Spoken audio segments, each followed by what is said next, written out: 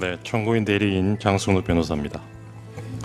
저는 이 사건 탄핵소추 사유와는 살짝 비껴나서 피청구인이 오염시킨 헌법의 말에 대해서 말씀드리려고 합니다. 피청구인이 헌법에 대해 언급했던 말을 일별해 보면서 그가 얼마나 왜곡된 헌법 인식을 가지고 있었는가 하는 점을 살펴보겠습니다.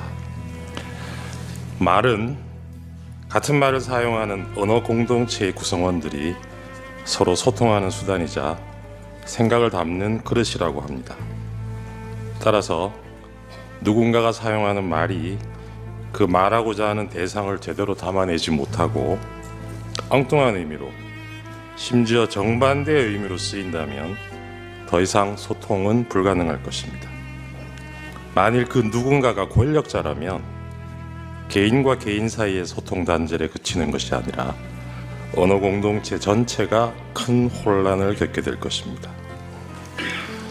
피청구인은 자신이 당선된 지난 대선 시기에 자주 헌법을 이야기했습니다.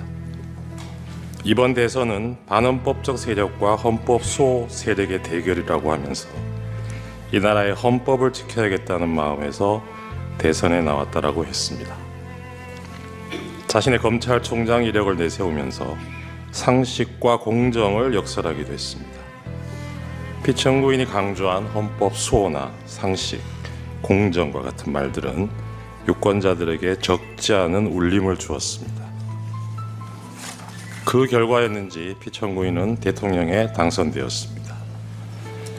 대통령 취임식에서 피청구인은 나는 헌법을 준수하고로 시작하는 대통령 선서를 하였습니다. 이어진 취임사에서 피청구인은 민주주의 위기의 원인으로 반지성주의를 지목하면서 그 극복 수단으로 합리주의와 지성주의를 말하기도 했습니다. 그러나 피청구인이 얘기한 공정과 상식, 합리주의와 지성주의, 헌법 수호라는 말의 의미가 국민 일반의 보편적인 인식과는 다르다는 것을 확인하는 데에는 그리 오랜 시간이 걸리지 않았습니다. 피청구인이 대통령으로 취임한 지 넉 달쯤 되었을 무렵입니다. 미국 순방 중에 피청구인이 사용한 비속어가 논란이 된 적이 있습니다. 이후 대통령실은 그 논란을 집중 제기했던 특정 언론사 기자의 전용기 탑승을 배제하는 조치를 하였습니다. 이에 대해서 피청구인은 대통령의 헌법 수호 책임의 일환이라면서 부득이한 조치라고 했습니다. 헌법이 보장하는 언론의 자유를 탄압하면서 헌법 수호를 내세운 것입니다.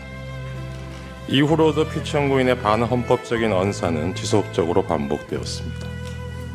2022년 10월경에는 적대적 반국가 세력과는 협치가 불가능하다고 했습니다. 협치의 대상인 야당을 적대적 반국가 세력이라고 규정한 것입니다. 2023년 광복절 경축사에서도 우리 사회를 자유민주주의와 공산전체주의로 갈라진 분열적 상태로 규정하면서 사실상 진보적 시민사회와 야권을 싸잡아 반국가 세력, 공산전체주의 세력이라고 낙인 찍었습니다.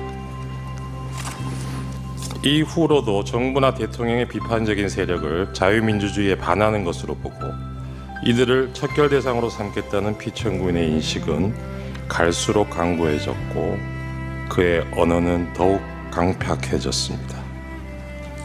피청구인의 이러한 언행에 민심이 등을 돌린 것은 당연한 일이었습니다. 2024년 4월 총선에서 국민들은 피청구인의 독단적인 국정 운영에 대해 냉엄한 심판을 하였습니다. 그러나 그러한 총선 결과를 받아들고도 비판 세력에 대한 피청구인의 태도는 달라지지 않았습니다. 오히려 선거 결과를 부정선거의 탓으로 돌리려는 망상을 키워온 것으로 보입니다. 피청구인은 급기야 종북 반국가 세력을 척결하겠다면서 45년 만에 비상계엄을 감행하기에 이르렀습니다.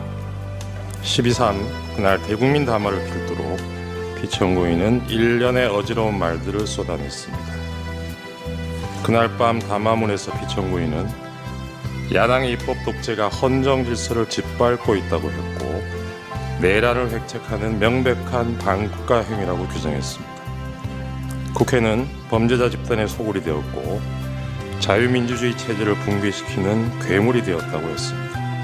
그러면서 폐악질을 일삼은 만국의 원흉, 파렴치한 종북 반국가 세력들을 일거에 척결하고 자유헌정 질서를 지키기 위해 비상계엄을 선포한다고 했습니다. 피청구인이 말하는 자유헌정 질서, 즉 자유민주적 기본 질서의 핵심 요소는 복수정당제 하에서 야당으로 대표되는 정치적 반대파를 존중하고 보호하는 것입니다. 피청구인은 대국민 담화에서 존중과 보호의 대상인 이들을 척결하겠다고 했습니다. 이것은 자유민주적 헌정 질서를 파괴하겠다는 것과 다를 바 없습니다. 그런데도 이 대목에서도 피청구인은 자유민주적 헌정 질서를 지키기 위해서라고 강변했습니다. 자유민주적 기본 질서에 대한 피청구인의 이러한 전도된 헌법 인식은 자신이 검토하였다고 실토한 포고령에도 오롯이 드러나 있습니다. 포고령에는 피청구인을 비판해온 모든 세력들이 망라되어 있고 이들을 영장 없이 체포할 수 있다고 되어 있습니다. 한마디로 비상계엄을 통해 자신에 대한 모든 정치적 반대파들의 입을 틀어막고 손발을 묶으려 한 것입니다. 그러면서 피청구인이 내세운 것은 역시나 자유민주주의의 수호를 위해서라는 것이었습니다. 존경하는 재판관님, 12.3 비상계엄은 1987년 민주화 이후 차근차근 내디뎌온 민주공화정의 도정을 물어 돌리려는 것이었습니다. 무모하지만 위험천만한 도발이었습니다. 그러나 피청구인이 이 역주행을 기도하면서 간과한 것이 있었습니다. 그것은 바로 우리 국민들이 온몸으로 저항의 민주주의를 지켜내는 과정에서 체득하고 어느새 DNA에까지 각인된 우리가 주권자라는 시민의식이었습니다. 피청구인이 내팽개친 헌법 수호자로서의 책임을 국민들이 자임하고 나섰던 것입니다. 비상계엄 선포 직후 권력자의 헌정 파괴 시도를 저지하기 위해 많은 시민들이 국회로 달려왔습니다. 그 모습은 대한민국의 주권은 국민에게 있고 모든 권력은 국민으로부터 나온다는 헌법 제1조가 현실에서 작동하는 것을 확인시켜주는 감동적인 장면이었습니다. 이날 우리는 살아 숨쉬는 헌법의 실체를 온몸으로 느끼는 실로 역사적인 체험을 한 것입니다. 이러한 경험은 앞으로 설령 독재를 꿈꾸는 또 다른 몽상가의 또 다른 헌법 파괴 시도가 있더라도 그로부터 민주공화국을 지켜내는 원동력이 될 것이라 믿습니다. 탄핵 결정이 나온 후에 우리 사회가 분열과 혼란을 겪을 것이라고 걱정하는 사람들이 적지 않습니다. 그러나 주권자가 헌법을 지켜낸 우리의 경험은 그러한 혼란을 극복하는 과정에서도 많은 지혜를 줄 것입니다. 따라서 그 혼란의 시간은 길지 않을 것입니다. 존경하는 재판관님, 피청구인은 자유민주주의를 무너뜨리는 언동을 하면서 자유민주주의의 수호를 말했습니다. 헌법을 파괴하는 순간에도 헌법 수호를 말했습니다. 이것은 아름다운 헌법의 말, 헌법의 풍경을 오염시킨 것입니다. 제가 좋아하는 노래 가사에 이런 구절이 있습니다. 세상 풍경 중에서 제일 아름다운 풍경, 모든 것들이 제자리로 돌아가는 풍경. 이 노랫말처럼 모든 것들이 제자리로 돌아가고 우리도 하루빨리 평온한 일상으로 돌아갈 수 있기를 소망합니다. 저는 그 첫 단추가 권력자가 오염시킨 헌법의 말들을 그 말들이 가진 원래의 숭고한 의미로 돌려놓는 데서 시작되어야 한다고 믿습니다. 국민과 함께 이 사건 탄핵 결정문에서 피청구인이 오염시킨 헌법의 말과 헌법의 풍경이 제자리를 찾는 모습을 꼭 보고 싶습니다.